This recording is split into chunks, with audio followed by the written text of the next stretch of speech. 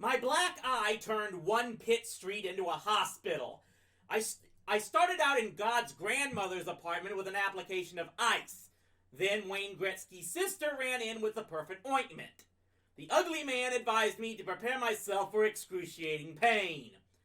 When I finally got back to the second floor, the stripper was waiting for me. She had overheard the various conversations through the ventilation duct and was positive I was receiving inadequate care. Heat, not cold, should be used to reduce swelling. This was loudly applauded by the Phantom through his closed door. Even Plotnik got into the act. He sent up a bowl of chicken soup along with a bill for $1.75.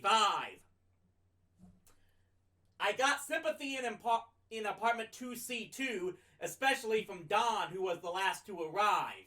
"Jason," he whispered at the side of me, "you didn't have bad luck?" I glared at him accusingly. "It was your woman who did it. I highly recommend you never come up on her from behind." Then to Ferguson, "Some idiot gave her a souvenir keychain from Murder Incorporated." "A girl did this?" said Root Beer, impressed. "Got her phone number?" "She's with me," said Don. "On her off days," Ferguson conceded. "You're about to have an off day, Peach Fuzz," growled Don. "It starts with my fist and ends in the cemetery." And they were at it again, bickering back and forth over who should get the girl and who should bow out. My eye throbbing, I went to the bathroom to refill the stripper's hot water bottle. How come the people with the least to complain about end up doing all the whining? "So we drive to this sleazy bar that's attached to this gas station, and inside it's all truckers, and Root Beer points to this humongous truck tire on the wall and goes, 20 bucks says old puncture-proof can't last 30 seconds with me!" It was Monday morning, and the three of us were having breakfast in the deli. Don had been Root Beer Rassinette's assistant in last night's work. He had gone along with Root Beer's insistence. Our giant roommate felt he could draw extra inspiration and strength from someone who had recently lost his job. "The whole bar goes nuts, and all these truckers are breaking their arms, handing over 20s, and babbling about how they've driven over broken glass and nails and diamond drill bits with that brand of tire and never had a flat. So they get old puncture-proof down off the wall and roll it out to the gas station. It's taller than we are, and I'm freaking out because there are like 30 of them and only 2 of us. And there's no way anyone could burst that tire with a bazooka, let alone bare hands. Jason, you're not gonna believe it." "The kitchen's packed with groceries, so we'll have to believe it," said Ferguson. "Who asked you?" retorted Don. He turned back to me. "So they fill up the tire from the hose, and Root Beer cleans this little patch with windshield washer fluid. I'm wondering, what's he gonna do? Punch it? Stomp on it? Stick his fingers in the treads and rip it apart? Check this out. He opens his mouth and bites the tire! Get out of here!" I blurted. Pow! The inner tube pops instantly, and before you know it, old puncture-proof is flat as a pancake, and there's Root Beer spitting rubber and smiling. "Jason, I miss the age of the dinosaurs, but now I know what it must have been like to watch Tyrannosaurus Rex lean over and take a chunk out of some poor Apatosaurus." Actually," said the Peach, "the Apatosaurus and most of the other sauropods were already extinct by the late Cretaceous period when Tyrannosaurus Rex began to appear." "Well, even so, it was still amazing," asserted Don. I think you'd be more impressed by that kind of degenerate behavior, Mr. Champion," called Plotnik from the counter. "An unemployed house guest of a street fighter who comes home bruised and bloody all the time." "It happened once, Mr. Plotnik, and it was an accident," I snapped. Plotnik had been on me all weekend. Most of the swelling was down, but I still had a technicolor face. I turned back to Don. "And Root Beer screamed all the way home, right?" "Oh, not really, but he couldn't talk. We pulled into a 7-Eleven and I bought him a bag of ice. He bit into it and we sat there for a while. I think I got to know him better, from the human side. You mean the gorilla side, put in Plotnik, filling up our cups. Gentlemen, you can make a lot of money for Mr. Rassinet. Just phone up the museum and tell them you found the missing link. I frowned at our landlord. You don't like anybody, do you? He looked at me severely. The persons I like, Mr. Cardone, don't cause any hassles or break into buildings and cars or go around eating tires and dropping dead all the time. Now I've got 3 persons and 1 gorilla all living in a 1-person apartment paying less rent than that criminal Hamish gets for something a quarter of the size. And this is supposed to make me love all mankind? Phooey! He waddled over to another booth where Romeo and Juliet were enjoying a romantic breakfast. Hey, you two, break it up! The Peach rose. Well, I've got to get going, probably be late. We've got some efficiency experts from Tokyo coming up to evaluate my new improved production line. Don held his head. Now they're coming from Japan to look at his fuzz-brained ideas. Where next? The moon? How'd he get to be so smart? He can't even skate! I laughed. I always knew he had something. I just didn't think anyone would have any use for it, that's all. Because of my black eye, I had to suspend the job search. Outward, I complained bitterly, but I was rejoicing on the inside. While Don scoured the city for a job, I went to the beach, toured museums and art galleries, went to the movies, and even took the Camaro for a spin to Niagara Falls. Doesn't seem fair, Don grumbled. I'm busting my butt and you're on vacation. It's my eye, I explained. Who'd hire me with a face like this? You worry, Plotnik? I look like a brawler. Don snorted. You can hardly see it anymore. Look, I said defensively, did I ask your woman to throw me the KO punch? As soon as I'm back to normal, I'll be right out there with you. The bruise continued to fade. I actually toyed with the idea of enhancing it a little with mascara. I knew the stripper was a makeup expert. Maybe she'd help me. But then Don got hired on as a stock boy at a publishing company, and the jig was up. The next morning, Jason Cardone was once again looking for a job. Almost immediately, my mind started playing the usual tricks on me. A little dust here, a rumpled sheet there, anything to keep me away from that phone. Then I started cooking again. During the black eye, I hadn't felt the slightest urge to turn on the stove. I started with dinner, but soon an elaborate luncheon became a habit too. I began preparing brown bag lunches for Ferguson and Don. I told them it was because I felt bad about not contributing to the expenses, but the real reason was that by preparing them the previous afternoons, I could use up even more job hunting time. Then I diversified into laundry. It was a godsend. Laundry takes hours. What was the matter with me? There was a time back in Owen Sound when my bed didn't get made from 1 month to the next. Why was the sight of a rumpled sheet suddenly so intolerable? Cooking, cleaning, washing, ironing, these used to be nothing more than dirty words in my mother's list of things to nag about today. Now, not only did I do them, they were my whole life. Was I goofing off? No way! There wasn't a job on earth that would have me working this hard. I couldn't believe maintaining one little apartment could be so complicated. Can you talk about imagine a whole house? Talk about a no-win situation. You wash clothes, someone wears them. You make beds, someone sleeps in them. The more you cook, the more dishes you have to scrub. All your accomplishments reset to zero. It's encouraging. It's discouraging. And it doesn't help when your roommates are such slobs. Don and Ferguson made a mess, but Root Beer was a mess, looking for a place to strew itself. At the rate he was going, pretty soon the debris from his old abandoned hobbies would be challenging the rest of us for breathing space. The knitting stuff was there in the corner too, along with the shortest-lived hobby of all, Parcheesi. There are no Parcheesi leagues in Toronto. One day I got the bright idea to rearrange some of the furniture.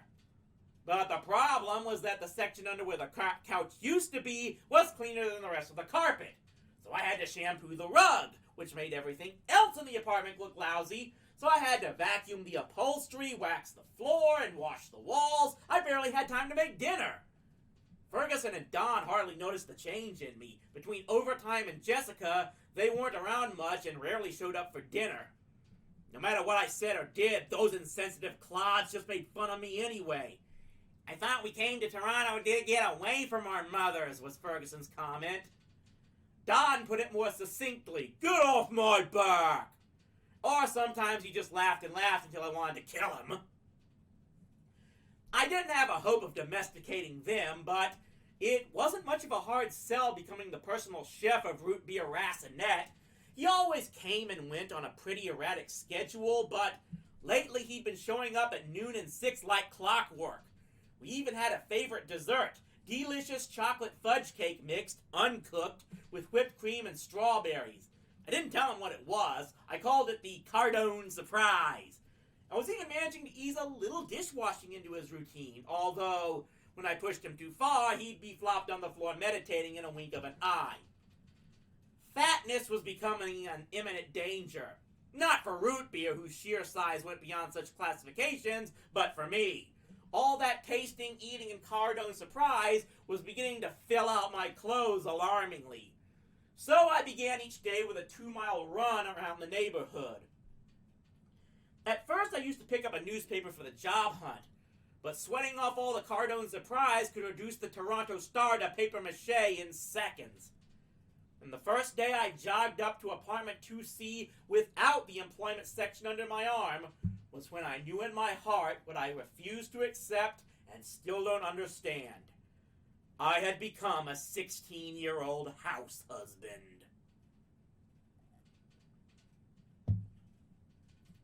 Excuse me, sir, I know you don't approve of me, Don was saying into the payphone in the deli.